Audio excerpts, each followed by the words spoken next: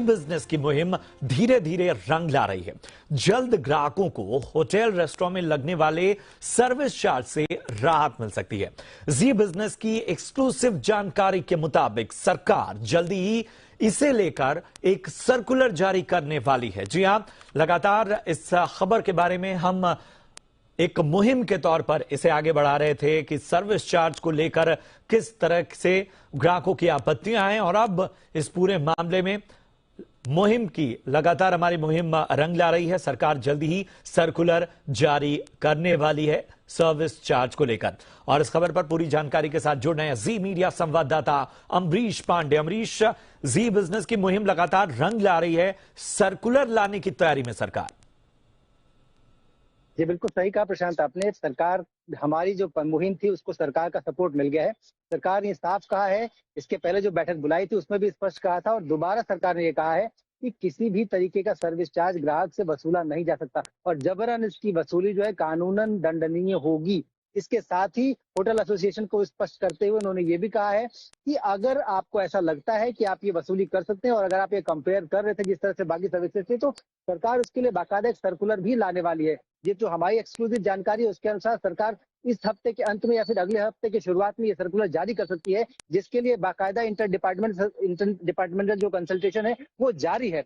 उस कंसल्टेशन का जो स्वरूप होगा वो ये होगा कि किस तरह से कानूनी अधिकार और ज्यादा ग्राहकों को दिए जाए, साथ ही साथ जो होटल और रेस्टोरेंट जो लगातार अनदेखी कर रहे हैं इस नियम की, उसको किस तरह से और समझाइश दी जा सकती है।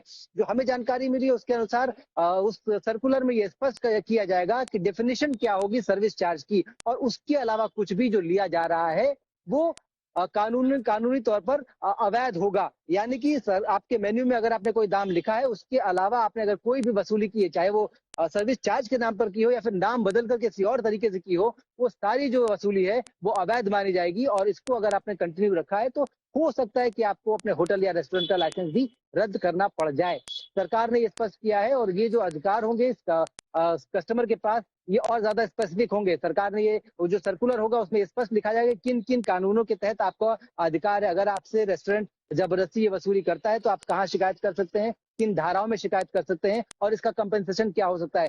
साथ ही साथ सरकार इसके लिए एक अलग से इनिशिएटिव ले रही है। जो ई फाइलिंग जो सेवा शुरू की थी सरकार ने, सरकार उसके साथ ही इसको कनेक्ट करेगी, और आपकी कोई भी ई फाइलिंग को एक टाइम बाउंड तरीके से हल करना होगा। यानी कि अगर आपने शिकायत की है किसी होटल या रेस्टोरेंट में सर्विस चार्ज के हिसाब से, तो उसके लिए फिक्स टाइमिंग होगी, और उस टाइमिंग के दौरान ही ये पूरी शिकायत का निस्तारण किया जाएगा, और आपको जो आपका मुआवजा है वो दिया जाएगा।